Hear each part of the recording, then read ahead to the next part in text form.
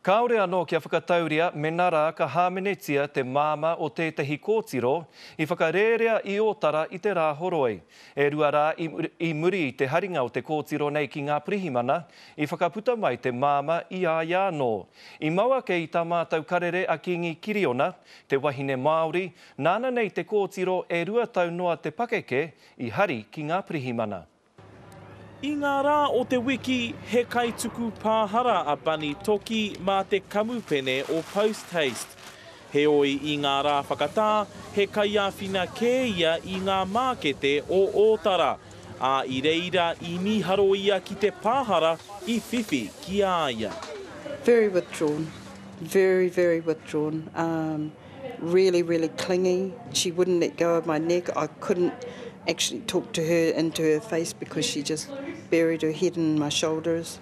E ai kia Bunny I hari ngā pirihimana I te kōtiro ki āia, I muri I tōna kitenga I tēnei maki tānara.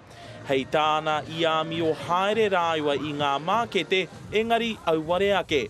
I te rua karaka, nā Bunny te kōtiro I hari ki te tari pirihimana o Manukau. Oh, it's the worst kind of feeling you can get because you're a parent, you're a grandmother, whatever the reasons are. You know, this little girl was going into this, gosh, I don't know, and into an area that I don't even know. No te haurua mai I te ono karaka I ngā pō I putai te māma ki ngā pirihimana.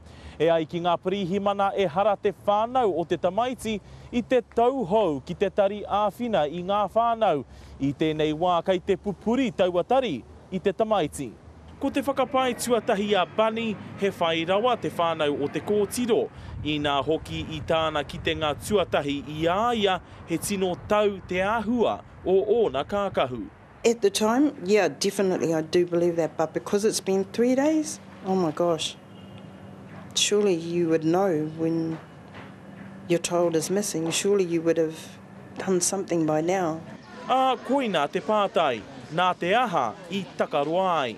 Kaore anō ngā pirihimana kia whakaputa kōrero mō tērā, kai te whiriwhiri hoki rātau ki te hāmene I te whānau o tēnei kōtiro. Kingi Kiriona, te karere.